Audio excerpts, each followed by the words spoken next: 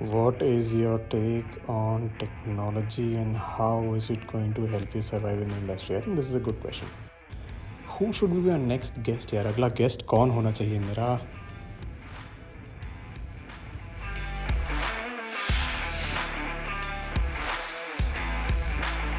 So Smart is one of the biggest associations in Mumbai for the realtors. What is this? मेरे जो guest हैं, he's a big name यार. Should I be doing his interview now or should I do it later? The more I think about this, the more I'm convinced. I think Pramod Vyas. Yes. Pramod Vyas जी. ये फिर आ गया यहाँ पे.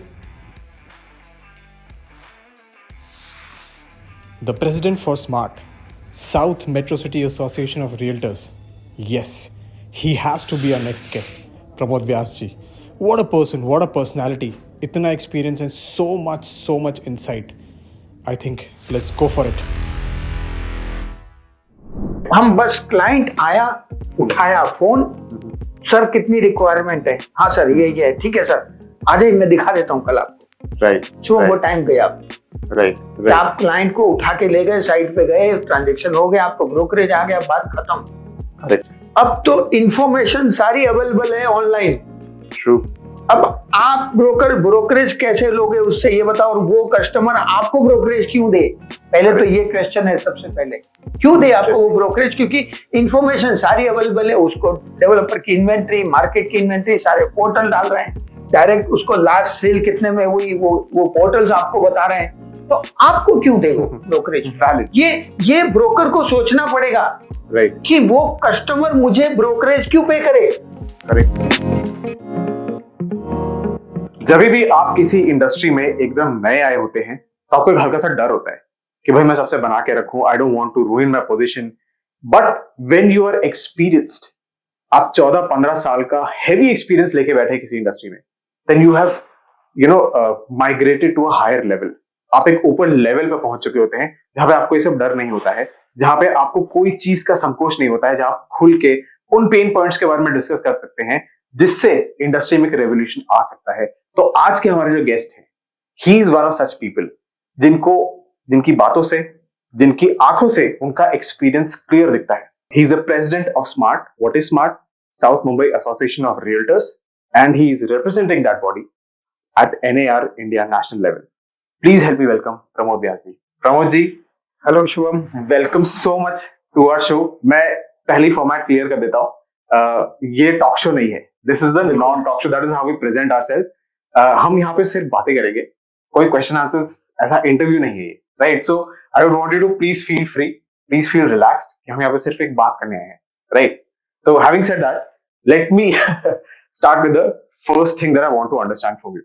कि एक unsaid सा war जैसा है मैंडेट कंपनीज के बीच में और ये ब्रोकर्स के बीच में. तो ये क्या है? Can you shed some light on this? Can you shed some clarity? Thank you Shubham, मुझे इनवाइट करने के लिए. और मैं अपना पर्सनल एक्सपीरियंस शेयर करूंगा जी. हो सकता है सबको हेल्प करे, और हो सकता है कहीं मेरी बात गलत भी हो, क्योंकि मैं भी सीख रहा हूं. तो मैं सभी से यही रिक्वेस्ट करूंगा कि अगर कुछ ऐसा हो जाए तो पहले मुझे क्षमा कर देना, मेहरबानी करके मुझे माफ कर देना. लेकिन मैं अपना जो भी है वो कहूंगा, दिल से कह रहा हूँ, और कोई स्क्रिप्टेड नहीं है, और जो मुझे अच्छा लगा वो मैं कह रहा हूँ. तो शुभम, आपने बात किया मैंडेट एजेंसी का. मैंडेट एजेंसी से हमें कोई प्रॉब्लम नहीं.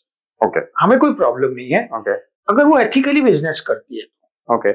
हमें प्रॉब्लम उन एजेंसियों से है जो एग्रेसिव मल्टी प्रोजेक्ट मार्केटिंग लेके आती है. ओके. और उनके कोई एथिक्स नहीं है, मतलब they are not following ethics, they are just behind the numbers. Okay.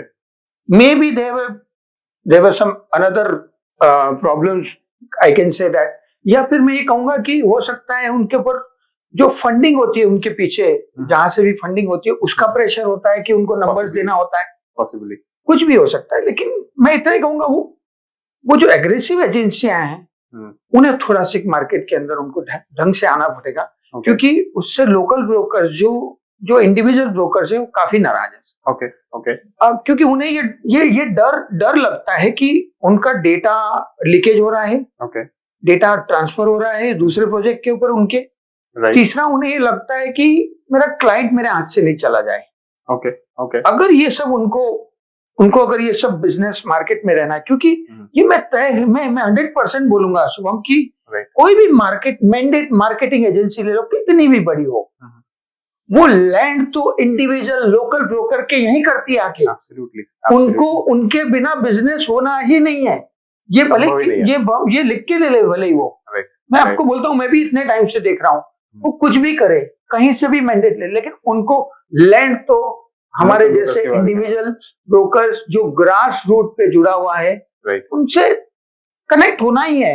Right, लेकिन उनके साथ अगर वो फ्रेंडली नहीं होंगे, क्योंकि अभी भी माइल्ड फ्रेंडली है और अनफ्रेंडली है। Okay, most of the experience professional brokers, I am say most of the, they don't want to deal with the multi project marketing agency or maybe some other agencies. तो Pramod ji, I will cut you here to understand this multi-project marketing जो आप बोल रहे हैं. What does that symbolize? How is this actually affecting the local brokers? मतलब इसमें कहाँ परेशानी है exactly? अगर हम एक पॉइंट पकड़े, पेन पॉइंट पकड़े कि यहाँ पे दिक्कत है. सर एक्चुअली मैं आपको बोलूं कि उसमें प्रॉब्लम ये हो रही है, सबसे पहले जो क्लाइंट एक लोकल ब्रोकर जो लेके जाता है उनके पास, एक तो कोई डॉक्यूमेंटेशन नहीं है. ओके, कोई डॉक्यूमेंटेशन नहीं उसके और इसके बीच में, कि क्योंकि आज तक कोई ऐसा डॉक्यूमेंट बना ही नहीं है. अच्छा, मैं ये चाहता हूं कि अब टाइम आ गया है कि एक डेवलपर और सीपी, क्या वो कह दूं कि लोकल ब्रोकर के बीच में एक स्टैंडर्ड एसओपी होनी बहुत जरूरी है. क्योंकि अब समय जो आ रहा है वो सारा डॉक्यूमेंट्स का आ रहा है. अब वर्बली वर्चुअली कुछ नहीं चलेगा. क्योंकि जिस हिसाब से जो भी नई जनरेशन आ रही है, जो क्वालिफाइड जनरेशन इस बिजनेस में एंटर कर रही थी, पहले तो कोई भी आ सकता था, आज भी आ रहे हैं, लेकिन अब नहीं चलेगा ये. अब जो भी आएगा इसके अंदर, he must be A qualified, he must be A tax सेवी, अदरवाइज उसके लिए सरवाइव करना बहुत डिफिकल्ट होगा. तो हम यही कोशिश कर रहे हैं कि अब एक डॉक्यूमेंट्स हो उनके बीच में, कि एक स्टैंडर्ड एसओपी फॉलो करें कि भाई आप हमारे साथ ये करेंगे, हम आपके साथ ऐसे करेंगे. अगर वो दोनों होगा तो मेरे ख्याल से उससे ट्रस्ट बिल्ड होगा. और जब ट्रस्ट बिल्ड होता है ना बॉस, तो आदमी अननोन के साथ भी रिलेशन बना लेता है. बिल्कुल. But this is very shocking for me to be honest, क्योंकि जहां तक मेरा अंडरस्टैंडिंग था कि कोई भी मैंडेट अगर ले रहा है तो व्हेन ऑब्वियसली बहुत सारे सीपीज को ऑनबोर्ड करते हैं, बट जो आपके कुछ सेट होते हैं जिनसे आपको पता है कि आपको बिजनेस आने वाला है 10, 20, 50, 100, in a normal condition I would assume or rather make an educated guess care, एक डॉक्यूमेंटेशन तो होता ही होगा. But this is a very shocking revelation कि कोई डॉक्यूमेंटेशन ही नहीं आप कह रहे. सर कोई डॉक्यूमेंटेशन नहीं है, कि कोई टर्म्स एंड कंडीशन नहीं, कुछ नहीं. बस एक फॉर्म भराया जाता है, ठीक है, वो फॉर्म भी भराया जाता है. एक फॉर्म ये होता है कि भाई क्लाइंट विजिट फॉर्म, बट उसके अंदर ना तो मेरा टैगिंग पीरियड मेंशन है, न मेरा उसके अंदर मुझे कितना ब्रोकरेज मिलने वाला है वो मेंशन है, वो भी मेंशन नहीं है. अगर इन केस कल कुछ हो गया, कितने टाइम के लिए रहेगा, आप क्लाइंट के साथ हम ये करेंगे वो करेंगे, आपका क्लाइंट ऐसा रहेगा, तो कुछ भी.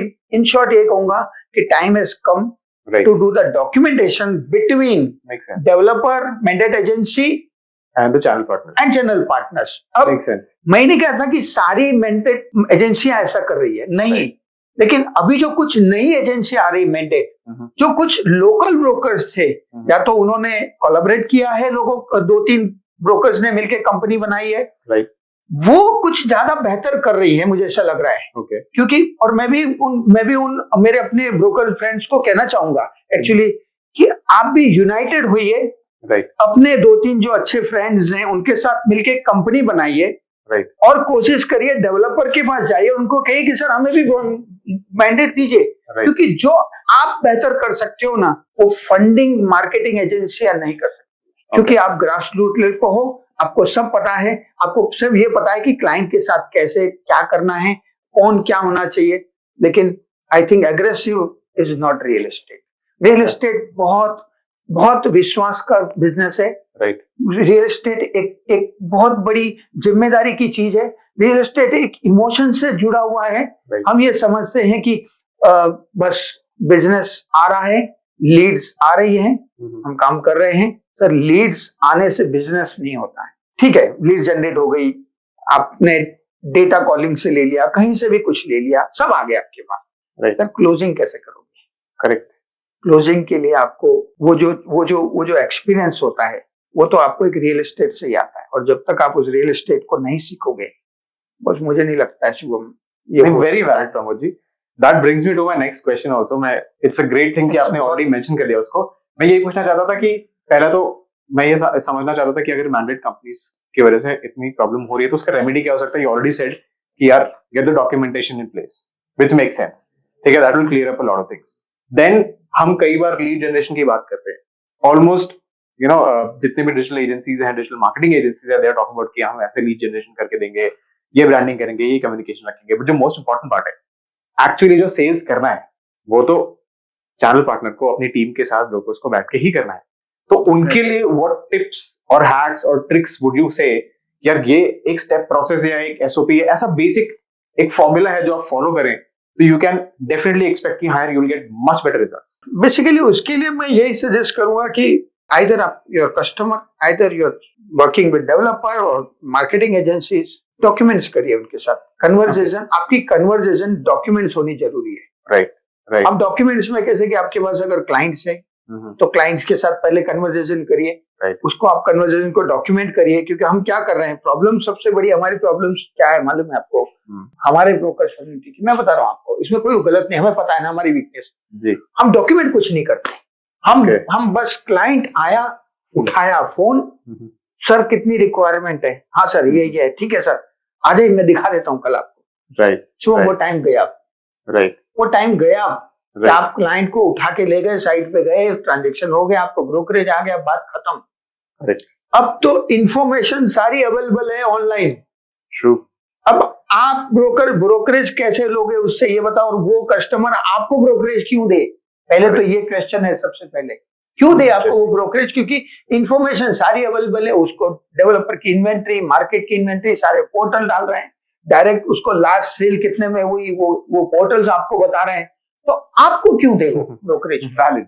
ये ब्रोकर को सोचना पड़ेगा, राइट, कि वो कस्टमर मुझे ब्रोकरेज क्यों पे करे? करेक्ट। क्यों पे करे जब उसके पास सारी इंफॉर्मेशन है?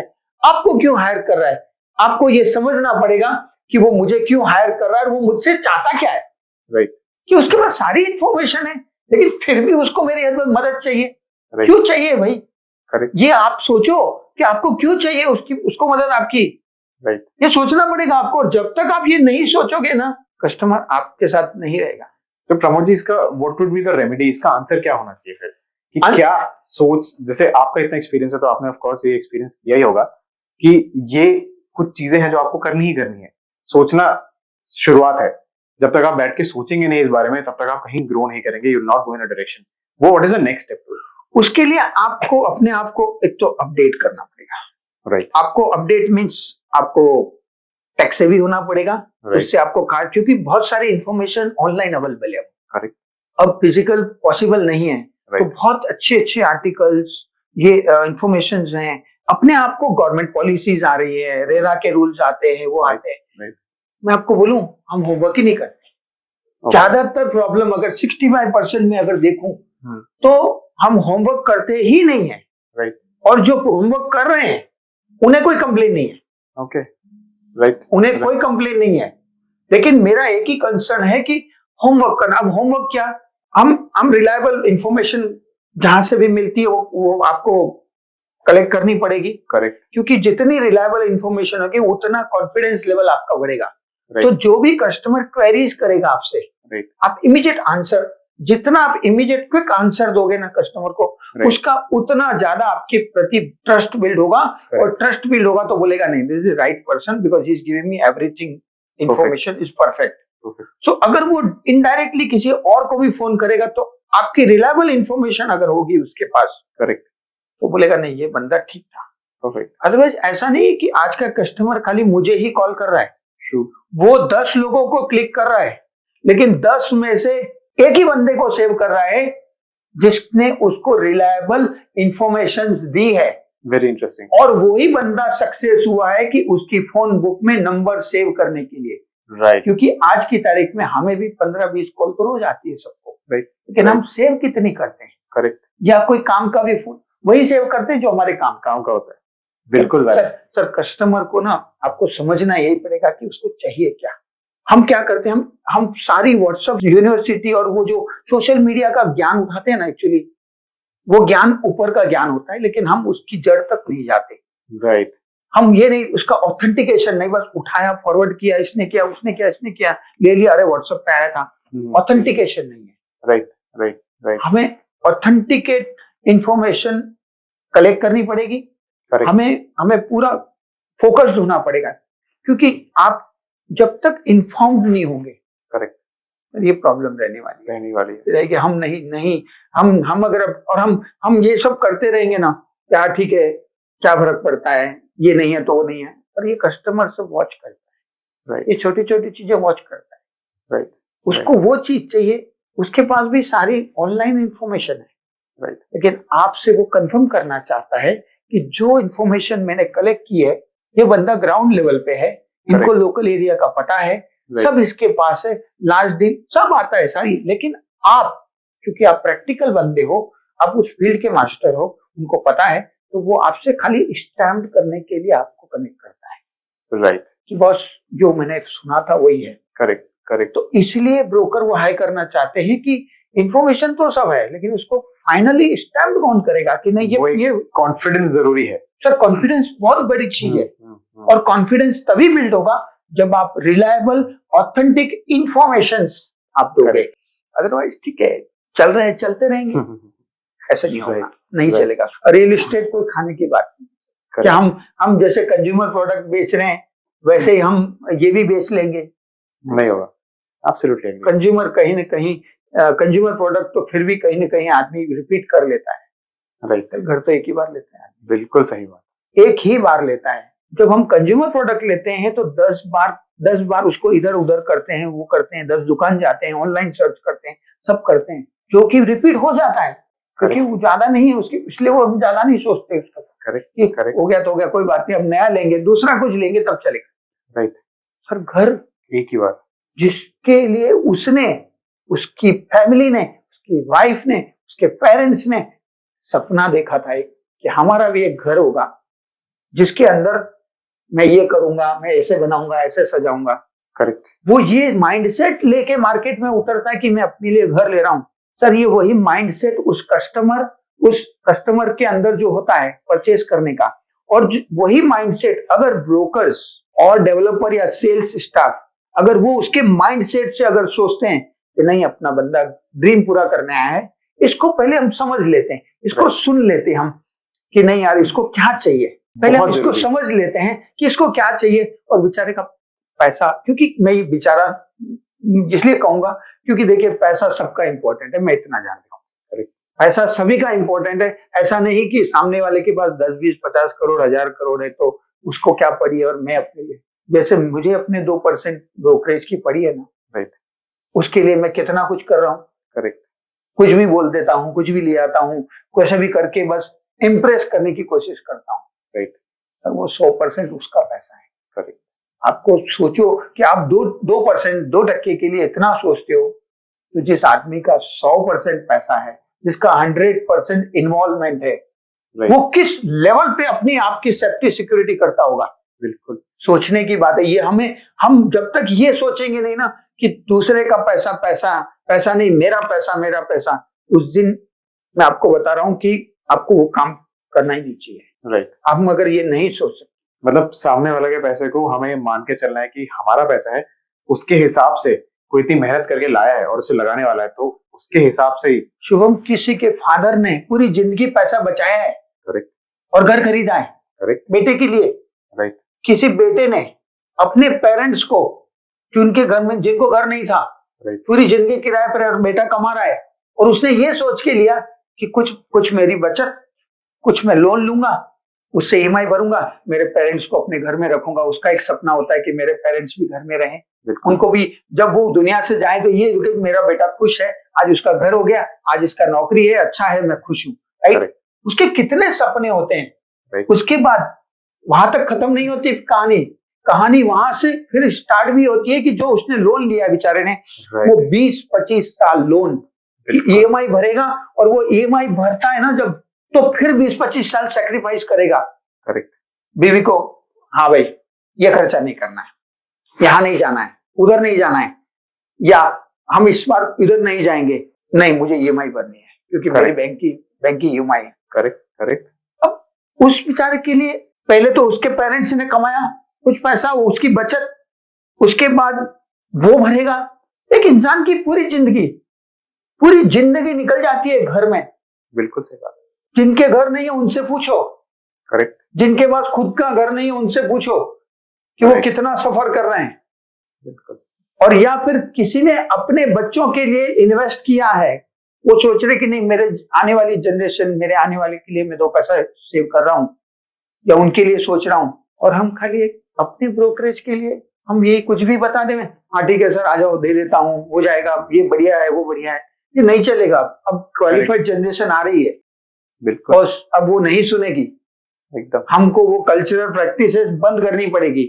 हम वो कल्चरल प्रैक्टिस में जो बैठे हैं ना पुरानी पद्धति से कि बस हम तो जो कर रहे थे वही सही है, अगर हमने अपने आप को नहीं बदलाना, मैं इतना ही कहूंगा, अगर इस कम्युनिटी ने, मैं अपनी बात कर रहा हूं, मैं दूसरे की बात नहीं करूंगा, अपने आप को नहीं बदलाना, वो सर्वाइव नहीं कर पाएंगे, सर्वाइव नहीं कर पाएगा। बिल्कुल नहीं सर्वाइव कर पाएगा। इसलिए मैं तो इतना ही कहूंगा कि प्लीज चेंज योरसेल्फ, अपने आप को बदलो। क्योंकि जो इंसान सदैव हमेशा दूसरों में ढूंढता है, उसकी बुरी आदतें ढूंढता है या उसके अवगुण ढूंढता है, उसको ये मान के चलना चाहिए वो सबसे पहले वो खुद गुनहगार है, वो खुद दोषी है। Very powerful words. वो खुद दोषी है क्योंकि उसे सब में बुराई दिखती है, उसको पॉजिटिव दिखता ही नहीं उसके अंदर। ये नहीं कि आप बस कंप्लेनिंग करते रहो, कंप्लेनिंग कर, ये ऐसा वो ऐसा, कंप्लेन मत करिए। अपने आप को अगर आप अपडेट करते हो ना, अपग्रेड करते हो, इन्फॉर्म करते हो अपने आप को, आपको सब रोज कुछ सीखते रहो। आप एक्चुअली सीख रहे हो, मतलब आप रोज सीख रहे हो, मतलब आप रोज ब्रोकरेज कमा रहे हो। Very interesting point of view. आप रोज ब्रोकरेज कमा रहे हो, लेकिन वो ब्रोकरेज आज नहीं दिख रहा है आपको, हो सकता है, लेकिन जिस समय आप क्लाइंट के साथ खड़े रहोगे ना, मैं आपको लिख के देता हूं, कितने भी बजट का क्लाइंट हो, चाहे 1 करोड़ के लेके 500 करोड़ तक, मैं आपको बता रहा हूं, आप उतने ही कॉन्फिडेंट रहोगे, क्योंकि वही बंदा देखता है ये क्या, इसकी एक टिप से मुझे क्या बेनिफिट हुआ, क्या है, उसको ये रियलाइज नहीं कराओगे तुम कि मैंने आपको क्यों हायर किया है। शुभम, प्रोडक्ट खरीद के पैसा देना और एक सर्विस इंडस्ट्री में आके और सर्विस दे के पैसा लेना, जमीन आसमान का फर्क है, बहुत डिफरेंट, जमीन आसमान का फर्क है। जी, इसी को अगर हम लोग थोड़ा सा और आगे इन द सेंस थोड़ा सा चेंज करते हैं अगर इसके पॉइंट ऑफ व्यू को, तो आपका इतना बड़ा एक्सपीरियंस, मतलब वास्ट एक्सपीरियंस है आपका रियल एस्टेट में, आपकी कोई तो ऐसी पर्सनल स्टोरीज होंगी। ये मेरा फेवरेट क्वेश्चन है, मैं सारे गेस्ट्स को पूछता हूँ ये, ठीक है। 2 स्टोरीज, एक जिसमें आपको ऐसा लगा कि यार बहुत सही काम किया मैंने, मैं रियल एस्टेट में, कुछ ऐसी कोई एक डील या कोई ऐसा कोई एक स्टोरी जो आपको ये बता दे कि यार मैं बिल्कुल सही इंडस्ट्री में आया हूँ, पहला क्वेश्चन। और दूसरा ये कि कोई ऐसा क्लाइंट ऐसा आया हो जिसने आपको मतलब एकदम सा झकझोर दिया कि यार कहाँ फंस गया मैं, रियल एस्टेट में नहीं होना चाहिए था। ये इसमें से आपको जो कहानी पहले बतानी है बता दीजिए मुझे, बट ये 2 आप प्लीज बताइए हमें। जब मैंने रियल एस्टेट स्टार्ट किया था, सबसे पहले एक्चुअली मैं आपको, वो स्टार्ट की जर्नी बहुत बड़ी है, उसके लिए तो मेरे को एक अलग से पॉडकास्ट करना पड़ेगा। और जिनके साथ मैंने सीखा, मैं उनको आज भी नमन करता हूँ और पूरी जिंदगी नमन करता रहूंगा, जिन्होंने मुझे रियल एस्टेट सिखाया। अगर आप उन्हें यहाँ पे on the screen thank you करना चाहते तो बिल्कुल, मैं हमेशा करता हूँ। और मेरे लिए, क्योंकि मैं 2 लोगों की बहुत इज्जत करना चाहता हूँ मेरी लाइफ में।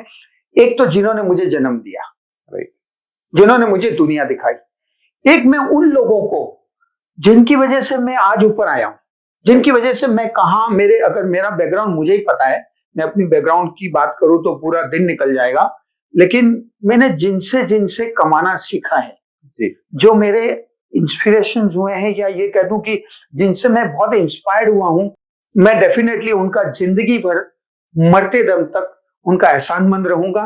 और जो हमें इस रियल एस्टेट में लेके आया, अब वो आगे सिचुएशन कैसे रही, क्या हम उनको कंटिन्यू कर नहीं पाए, ये सब वक्त की बात होती है, ठीक है, लेकिन डेफिनेटली मैं उनको कभी नहीं भूलूंगा और हमेशा उनके लिए मेरे दिल में जगह रहेगी और वो रखना चाहूंगा। अब ऐसा है कि जब मैंने स्टार्ट किया था अपना जर्नी, और कुछ 2-3 3 साल हुए थे, मैंने स्टार्ट किया था। तो बेसिकली मेरे फादर उस समय बीमार थे। एक इंटरेस्टिंग बात है जो मुझे लगा कि रियल एस्टेट में मुझे, क्योंकि मैं स्ट्रगल कर ही रहा था, बच्चे छोटे थे। कब की बात थी? ये करीबन 2013 की बात है। 2013, लगभग 10 साल पहले की बात है। तो मेरे फादर बीमार थे, काफी बीमार थे। He was 75 years old. तो उन्हें कुछ प्रॉब्लम्स थी, लेकिन वो ट्रीटमेंट करवाया नहीं हुआ। तो मैं उनको यहाँ लेके आया बॉम्बे में, बिकॉज वो हमारे होम टाउन में थे। तो यहाँ लेके आया तो मैं बोला नहीं, अच्छे से अच्छे हॉस्पिटल में उनका ट्रीटमेंट करवाऊंगा, चाहे वो जिंदगी भर कैसे भी रहे। लेकिन मेरी इच्छा थी कि उनकी मृत्यु जो हो ना जीवन में, तो बड़े अच्छे से हो, मतलब बड़े दिल से मरे कि नहीं यार, जिया मैं कैसे भी, लेकिन मरूं बड़े अच्छे से। तो मेरी ये ख्वाहिश थी कि मेरे आज इवन मेरी मदर जिंदा है, मेरे यही सपने कि उसने जीवन में कितने भी दुख देखे हो, तकलीफ जो देखे हो, लेकिन मैं भगवान से ये कहता हूँ, प्रभु जीवन उनकी मृत्यु अच्छी है।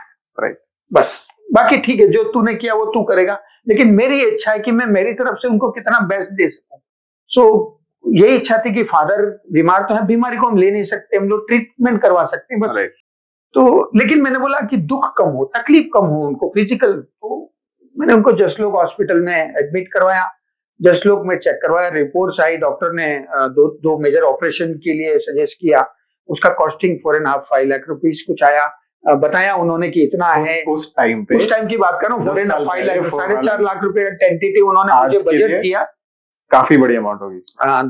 बजट दिया। मेरे ब्रदर इन लॉ, जो मेरी सिस्टर के हस्बैंड है, वो साथ में थे, बिकॉज वो ही लेके आए थे यहाँ पे। और अब पैसा जेब में नहीं, ट्रीटमेंट कराना जरूरी। कुछ पैसे मेरे पास थे, कुछ थोड़े बहुत थे, और थोड़े बाकी के मैंने, मेरी वाइफ की कुछ ज्वेलरी पड़ी थी, वो मैंने बेच के, और वो पैसा मैंने एक बार टेंटेटिवली अरेंज कर लिया। अब हुआ कि जो मुझे बजट दिया गया, उस बजट में जब, क्योंकि जनरली क्या होता है, डॉक्टर ऑपरेट करता है तब कुछ और होता है, और चीजें पता चलती है। तो मैंने बोला आप कर दीजिए, ठीक है, कोई प्रॉब्लम नहीं है, क्योंकि दिमाग में यही था कि ऑपरेशन कराना है बस। राइट, टारगेट फोकस क्या था, फादर का ट्रीटमेंट अच्छा हो। राइट, कहां से आएगा क्या आएगा कुछ नहीं मालूम, कुछ नहीं पता था। और जिस दिन ऑपरेशन हुआ, उस दिन थिएटर में लेके गए। थिएटर में ले जाने के बाद डॉक्टर ने बोला कि एक और माइनर ऑपरेशन होगा, जो जरूरी है इसके साथ, क्योंकि जब हम कुछ ओपन करते तो हमें, तो उसने कुछ और थोड़ा इंक्रीज किया मेरे ऊपर। तो बोला ठीक है आप कर दीजिए, अभी आपने खोल ही दिया है, तो हम ये थोड़ी बोलेंगे कि आधे में छोड़ देना आप। बिल्कुल, राइट। तो बोला ठीक है, आप ट्रीटमेंट करिए, बाकी छोड़ दीजिए। आप बिलीव नहीं करोगे शुभम, मैं अपना रियल एक्सपीरियंस शेयर कर रहा हूँ कि जब आप जैसी सोच रखते हो ना, ऊपर वाला आपका साथ देता है। अग्रीड। तो जिस दिन मेरे फादर का ऑपरेशन हुआ, ऑपरेशन थिएटर में लेके गए उन्हें, ऑपरेशन चल रहा है, आई गॉट वन कॉल, मेरे क्लाइंट का फोन आया कि प्रमोद, जो हम ट्रांजेक्शन पे बात कर रहे थे, we want to close this today. बोला ठीक है सर, मेरा अभी ऑपरेशन चल रहा है। तो बोले ठीक है Pramod, you tell me, no problem, because ऐसी स्थिति है, बट मैं आ जाऊंगा। बट मैं कॉन्स्टेंटली मैं दोनों पार्टियों से बातचीत कर ही रहा था फोन के ऊपर। राइट। और हमने उसी दिन शाम को ट्रांजेक्शन किया, एंड उस ट्रांजेक्शन में ऑलमोस्ट मुझे 12 से 13 लाख रुपए का ब्रोकरेज आया मुझे उसी दिन। मतलब वो ट्रांजेक्शन कंफर्म हुआ, I got 2-3 after that, but एक कंफर्मेशन आ गया और मेरा कॉन्फिडेंस बिल्ड हो गया कि नहीं। उसके बाद शुभम, आप बिलीव नहीं करोगे, उसके बाद मैंने बोल दिया मैं रियल एस्टेट कभी नहीं छोड़ूंगा। क्या बात है, क्योंकि जब ये हो सकता है, ऐसा हो सकता है इसमें, बिल्कुल, कि जो मेरी नीड से उससे भी मुझे ज्यादा दे सकती है, राइट, तो रियल एस्टेट क्यों छोड़ू भाई। बिल्कुल सही बात। तो फिर मैं उसमें रहा और बस उसी में हूं आज। ये समझ लीजिए आपकी, मैं रियल एस्टेट खाता हूँ, रियल एस्टेट सोता हूँ, रियल एस्टेट पीता हूँ, सब कुछ रियल एस्टेट। मुझे सपने भी रियल एस्टेट से आते हैं। और मेरे जो गुरु थे, मेरे जो बहुत सीनियर ऑफिसर थे, जहां मैं पहले वर्किंग था कोऑपरेटिव बैंक में, तो वो मुझे कहते थे, प्रमोद जो काम तुम करते हो उसका अगर तुम्हें सपना नहीं आता है ना रात को उसी काम का, तो तुम समझ लेना अभी भी तुम परफेक्ट नहीं हो। जो तुम कर रहे हो उस पर फोकस नहीं हो। बहुत बहुत बड़ी बात है, तुम फोकस नहीं हो, और जिस दिन तुम्हें तुम्हारे काम के सपने आने लगे, राइट, उस दिन आप समझ लेना क्या आप सही दिशा में जा रहे हो, राइट। तब तक आप भटके हुए हो। तो ये चीजें जो थी वो मुझे फोकस में लेके आई, और उसके बाद मैंने कभी मुड़ के पीछे नहीं देखा। बहुत ही अमेजिंग। अब आप बताइए कोई ऐसी कहानी आपकी जिसमें आपको बहुत ही खराब एक्सपीरियंस हुआ था, कि ऐसे कगार पे आ गए थे कि आपने सोच लिया था कि यार कहाँ ही फंस गया हूँ मैं रियल एस्टेट में, ऐसा कभी तो नहीं, मैं आपको बताऊं, एक मेरा 2012 का करीब का कुछ है। तभी मैं एक्चुअली थोड़ा सी रियल एस्टेट में मैच्योर हुआ था उस समय में, क्योंकि 2009 में मैंने स्टार्ट किया था और उसमें थोड़ा मैच्योरिटी मेरे को 12 में ही आई। ओके ओके, मतलब आपको 3 साल लगे हैं कंसिस्टेंटली इसको करते करते, तब जाके थोड़ा सा एक मैच्योरिटी सी कह सकते हैं कि थोड़ा समझ आया मार्केट का। अंडरस्टूड कि भाई कैसे होता है, कैसे क्या करना है, लेकिन फिर भी बैकग्राउंड ऐसा नहीं था जी। बट ये इतना पता था कि मैं कर लूंगा। क्योंकि मैं already cooperative multi state cooperative banking society में 10 साल में वर्क कर चुका था और मैंने बहुत ग्राउंड लेवल पे काम किया था और माइक्रो फाइनेंस पे काम किया था। ओके, तो मुझे इतना तो पता था कि सर्विस इंडस्ट्री क्या होती है, राइट, और इन्वेस्टमेंट किसी और का, आप उस इन्वेस्टमेंट में से आप अपनी इनकम कैसे जनरेट कर सकते हो, ये मैंने वहां सीखा था। तो वो मुझे एक्सपीरियंस बहुत काम आया यहाँ पे। एक सडन ही हुआ मेरा, सडन मतलब समझिए कि सडन ही मुझे इस इंडस्ट्री में आना पड़ा। मैंने 5 दिन के अंदर रेजिग्नेशन दिया अपनी जॉब का। अच्छा, जो शायद कोई नहीं देते, लोग लाइन लगा के खड़े होते हैं उस जॉब के लिए और सालों वेट करते हैं कि मैं इस जगह पे रहूंगा।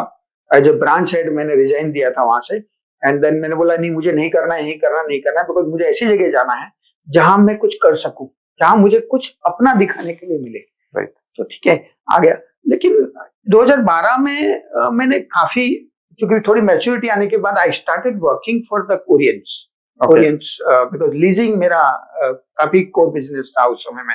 एक लीजिंग ही ऐसा था जो आदमी घर लेता है, राइट, सेल में तो फिर भी थोड़ा वेट कर लेता है, तो रेंटल तो उसको चाहिए। तो वो शॉर्ट होता है कि भाई आप इसमें मेहनत करोगे आपको मिल जाएगा। तो रेंटल पे मैंने शुरू से फोकस किया, सेल तो बाद में धीरे धीरे बढ़ा आगे। लेकिन जब रेंटल पे चालू किया तो थोड़ी मैच्योरिटी आती है, तो आपको लोग समझ जाते हैं कि हाँ ये बंदा अब काम करने जैसा है, काम कर रहा है मार्केट में। थोड़ा सी ब्रांड आ गया। स्मार्ट का मैंने मेंबरशिप के लिए मेरे को कॉन्फिडेंस आ गया कि now I can become a smart member. Amazing. और ठीक है कि वो फर्स्ट अटेम्प्ट में मेरा मेंबरशिप रिजेक्ट हो गया था और आज मैं स्मार्ट को हेड कर रहा हूँ। क्या बात, वो एक अलग बात है लेकिन वो भी एक एक्सपीरियंस था, क्योंकि ठीक है, बिकॉज होता है आपको बिना प्रॉब्लम्स के किसी को सक्सेस नहीं हुई है। तो प्रॉब्लम्स आती है लाइफ में, उसको इतना सीरियस लेने की जरूरत नहीं है, बस फेस करते रहिए, रास्ता अपने आप क्लियर होगा। तो मैं फेस करने में, अब तो प्रॉब्लम्स को मैं ये कहता हूँ कि आओ मेरे पास कितनी आ सकती हो, मैं तुमको फेस करके दिखाता हूँ। क्या बात है। इसलिए मैं नहीं डरता, प्रॉब्लम से मैं नहीं डरता। okay. मैं फेस करना ज्यादा पसंद करता हूँ, उसमें उलझने से अच्छा है उसको फेस करूँ। तो ये मेरा एक्सपीरियंस। लेकिन ये जो मैंने 2012 में मैंने स्टार्ट किया था, तो कोरियंस फैमिली थी। एक्सपेक्ट्स जो होते हैं ना, फॉरेनर्स जो होते हैं, वो बहुत पंक्चुअल होते हैं और बहुत मतलब पर्टिकुलर बहुत होते हैं, और वो बिलीव करते हैं इसमें कि जो आपने कहा वो करोगे। करेक्ट। उनकी सबसे बड़ी बात, अच्छी बात क्या है मालूम है, और हमारी उल्टी है यहाँ पे, वो हर चीज को डॉक्यूमेंट करते हैं। इंटरेस्टिंग। वो बोलते कम है, बात कम करते हैं, मिलते कम है आपसे, लेकिन जो भी करते हैं वो डॉक्यूमेंट करते हैं आपके साथ। राइट। वो डॉक्यूमेंट इसीलिए करते हैं कि जो मैंने कहा वो कंफर्म, जो आपने कहा वो कंफर्म, इससे बाहर हम बात नहीं करेंगे, तुम भी इससे बाहर मत करना। ये उनकी, और Koreans are from the, specially from South Korea ये है ज्यादातर यहाँ पे। तो कोरियंस यहाँ पे उस समय में काफी आए थे, बिकॉज वो एक कंस्ट्रक्शन कंपनी है कोरिया की। तो एक सीनियर बंदे को मैं घर दे रहा था, तो सामने ब्रोकर्स था एक मेरे, और एक मेरे सामने ओनर्स उनके थ्रू रिप्रेजेंट कर रहे थे। तो हमारे टर्म्स कंफर्म हो गए कि भाई उनको क्या देना है, क्योंकि मुझे फुल्ली फर्निश करके घर देना था उनका। बजट उनका 2.5 लाख रुपीज था। तो सारा कुछ हो गया, लिस्ट कंफर्म हो गई, सब कुछ हो गई, डॉक्यूमेंट्स हो गया, रजिस्ट्रेशन हो गया। On the day of possession जब उसने फ्लैट में आया तो उसने एक चीज मिस पाई, वो ये थी कि ओनर को एक नया फ्रिज देना था उसमें, उसकी साइज का जो भी है। तो ओनर ने क्या किया, वो फ्रिज कहीं से पुराना लाके डाल दिया। ये बात मुझे इनडायरेक्टली पता थी ब्रोकर के थ्रू कि प्रमोद वो ये ऐसा है वैसा दिया, अगर वो उसको नहीं चलेगा ना तो ओनर बाद में बदली कर देगा, लेकिन एक बार चलता है तो ठीक है। मैं बोला देखो मुझे ये नहीं है, क्योंकि ये लोग बहुत पर्टिकुलर होते हैं और ये कॉम्प्रोमाइज नहीं करेगा। बट कभी कभी हम क्या है, हमारी भी ब्रोकर्स की बड़ी गंदी आदत, हम ओवर कमिट कर देते हैं सब, या हम चला लेंगे यार, देख लेंगे, राइट, ये सब नहीं चलता है। Specially if someone is paying you, कोई आपको सर्विस इंडस्ट्री के लिए पैसा दे रहा है, शुभम बहुत बड़ी बात है, प्रोडक्ट का पैसा लेना और देना एक अलग चीज है, लेकिन एक सर्विस इंडस्ट्री के लिए तुम किसी को कोई 1000 के प्रोडक्ट के ऊपर 100 रुपए डिलीवरी के देते हो ना, तो वो आपको दुखता है, एकदम इतना दुखता है, वो 1000 नहीं दुखता है, कंपनी वाले ने आपको कैसे भी बना के ले लिया, कुछ भी दे दिया, वो बात अलग है, वो आपका माइंडसेट है, लेकिन ऊपर जो 100 रुपीज देना होता है ना डिलीवरी चार्ज का, वो चुभता है, वो चुभता है बहुत बार बार कि ऐसा क्या करूं, ऐसा क्या करूं, राइट सर, ये हर कंज्यूमर के दिमाग में है। Correct correct. अब सामने वाला बंदा आपको अगर 2.5 लाख रुपए दे रहा है, क्यों वो कॉम्प्रोमाइज करेगा आपके साथ? अब वो फ्रिज पोजीशन के दिन आया, उसने क्लियरली बोला, उसने देखा, he said, no, this is not, वो ज्यादा बोलते नहीं है, वो सीधा उसको ना मीन्स ना, mister Vyas, see our contract, mention everything new will be provided, right? Why this refrigerator is so, I don't want. I said, owner is saying so and so like this. I know, I can understand, but what he written, I'll provide new. मैं सब नया दूंगा आपको। Correct. उसने लिखा है, जो उसने लिखा है मैंने फॉलो किया। करेक्ट। अब जो मैंने लिखा उसको फॉलो करना है। This is I'm saying. Absolutely. Otherwise, I'm not interested. I am going to cancel. Tell him to refund my money, and we will call off this. It is not. I'm going to stay here 3 years. Right. It's not about the fridge. Correct. बोलता fridge की problem नहीं है मेरी problem यहाँ पे कि fridge तो मैं आज मैनेज कर लूंगा, कल मुझे और सी चीजें मैनेज करनी पड़ेगी। Correct. इसलिए मैं चाहता हूं कि आप प्लीज इसको चेंज करिए, और नहीं तो अब ओनर का ईगो खड़ा हो गया वहां पे कि नहीं ऐसे कैसे बात कर रहा है, ये क्या है, मैंने उसको 10 करोड़ का घर दे दिया और वो उसको मेरे उसकी वैल्यू नहीं है जबान की, उसमें क्या प्रॉब्लम है? सर उसकी कोई प्रॉब्लम नहीं है, मैंने खाली मेरे क्लाइंट को इतना ही बोला, give me 2 days, right, only 2 days for me, I will sort it out. Okay. Shubham आप बिलीव नहीं करोगे, उसी दिन उठा मैं, उसी समय वहां से गाड़ी उठाया मैंने और सीधा गया विजय सेल्स प्रभा देवी, जो फ्रिज उसको चाहिए था कंफर्म किया, पैसा दिया विजय सेल्स को, मैंने बोला अभी का भी डिलीवरी कर, बोले नहीं सर गोडाउन में है, मैं कल सुबह तक दे दूंगा। इमीडिएटली दूसरे दिन उसके फ्लैट में मैंने फ्रिज पहुंचाया, I paid 45,000 cash to the Vijay sales, बोला नहीं आप भेज दीजिए। 2 दिन के बाद पुराना फ्रिज उठाने के लिए बोल दिया, मैंने सर आप उठा लीजिए, क्लाइंट को मैंने उसको कुछ नहीं बोला, मैंने तो इतना ही बोला कि sir the new fridge is coming there, so you just take it, I will come there for that time of installation. Fridge install करवाया, पुराना डलवाया, एंड वो बहुत खुश, वो कोरियन इतना खुश कि उसने एक्सपेक्ट नहीं किया था कि इतना जल्दी आ जाए, क्योंकि उनके दिमाग में क्या है कि इंडियंस कमिट तो कर देते हैं, राइट, लेकिन फिर फुलफिल नहीं कर पाते। करेक्ट। तो वहां पे उनका एक कंफर्ट लेवल कम रहता है, जो आज भी मेंटेन है, वो इसीलिए थोड़ा सी झिकझिक करते हैं वो, और थोड़ा डिस्टेंस रखते हैं अपने से, वही कारण है। पर ज्यादातर एक्सपेक्ट जो फॉरेनर्स हैं वो ओनर से बात नहीं करते डायरेक्टली, वो ब्रोकर्स इसीलिए रखते हैं कि मेरा रिलेशनशिप बना रहे ओनर के साथ, क्योंकि मैं उनके साथ लॉन्ग टाइम रहना है, तो छोटी छोटी चीजों के लिए इसलिए वो ये हायर करते हैं ज्यादातर। आप जो भी, और वो जब तक रहेंगे वो कभी ओनर को नहीं बोलेंगे, परफेक्ट, वो हमें ही बोलेंगे कि Pramod this is the problem we are facing, you sort it out, I don't want to talk to owner. So वो ये कहते हैं कि भाई हमने आपको चार्ज दिया है, करेक्ट, तो आप ये कम से कम देखिए, ये नहीं कहते कि आप पैसे दीजिए, तो इतना ही बोलते हैं कि just manage it, take it and follow if anything is there. आपने जो बोला है Pramod ji, to sum up the entire thing, I think 2 important messages जो पूरे इस पॉडकास्ट से निकल के आ रहे हैं मेरे सामने। पहला, to all the people who are watching us, कि डॉक्यूमेंट एवरीथिंग, हमें डॉक्यूमेंट करने की बहुत ज्यादा जरूरत है हर एक चीज को, एंड जो डॉक्यूमेंट किया है, जो हमने कमिटमेंट की है, उस पे हमें स्टे करना है, बिकॉज अब वो जमाना गया कि कैसे भी काम चलो हो गया, देख लो चल रहा है कि नहीं चल रहा है। ये तो 2012 की बात थी जो आपने बताई कोरियंस की, बट आज हमारे जो इंडियन क्लाइंट्स भी हैं, they have also become that aware, they have also understood the value care, this is what we are putting and this is the returns that we are expecting, right? और सबसे बड़ी बात उसमें interesting क्या निकल के आई कि जिस दिन मैंने उसको ये फर्नीचर दिया है, उसको मैंने उस समय नहीं बताया, 2 दिन के बाद मैंने उसको बोला कि ऐसे ऐसी है, एक ओनर के साथ तू अभी रहने दे, तेरा काम हो गया है, बट ये फ्रिज मैंने लिया है, मैंने दिया है, और ये जब तू चला जाएगा ना तभी मुझे इन्फॉर्म कर देना। मैंने ओनर को भी यही बोला कि अगर तेरे को जब तक तू रहता रहेगा ये फ्रिज में वापस ले लूंगा आपसे, तब तक आप यूज करो इसको। परफेक्ट। ठीक है। उसके बाद शुभम बिलीव नहीं करोगे, उस बंदे ने मुझे अपनी कंपनी में 4 लोगों से इंट्रोड्यूस कराया, सीनियर लोगों से। क्या बात है। उसके बाद मैंने विद इन 4-5 महीने के पीरियड में नई करके 10 से 12 लाख रुपए का ब्रोकरेज। क्या बात, अमेजिंग। तो इसमें यही है मेरा एक ही मैसेज है अपने लोगों को, वही बोलो जो कर सकते हो।